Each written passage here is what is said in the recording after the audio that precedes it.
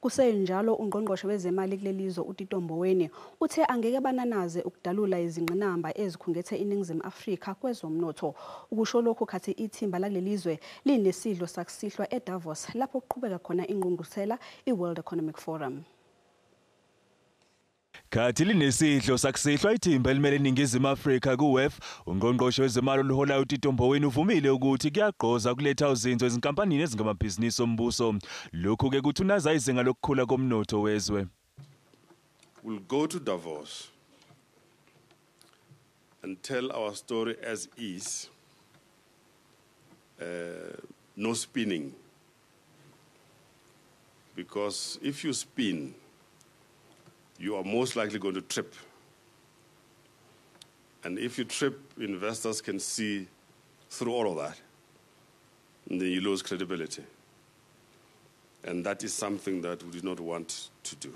Umphathi weBusiness Leadership Essay uhambe emazweni kaMboweni wajobelela ngokuthi mhlambe sesifikile isikhathi sokuthi uhulumeni athengise izinkampani ezilokhu zicule njalo ezikweletini. Phakathi kwalezi zinkampani ubale iSAA eyathe ikhahlameza umnotho kanti ifaka amanzi emadolweni abatshali imali.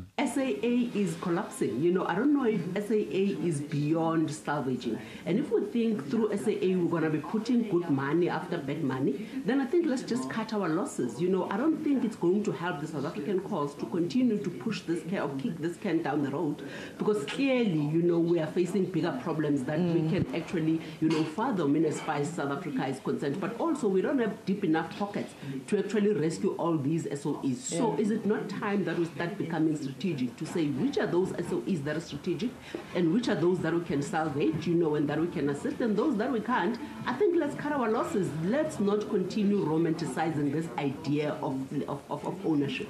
Osomabhizinisi bathi banethemba lokuthi iNingizimu Afrika isengaluletha uzinzo kanti ke namazwi kaMboweni abaqinise idolo. We are a strong economy in terms of the strength of our institutions, our infrastructure. We are a beachfront into the African continent, so we're quite confident that over time we can regain our position, we can grow the economy again. Kule ngqungquthela okuhlanganyele kuyo amazwe ayi110 elinesikhombisa kuzobhungwa nangomthelela okuguquguquka kwesimo sezulu. iNingizimu Afrika ibalwa namazwe alimala kakhulu emnothweni ngenxa yezimvula ezinamandla ezidala ukuguquguquka kwesimo sezulu okuphazamisa ezolimo okumgogodla womnotho wezwe.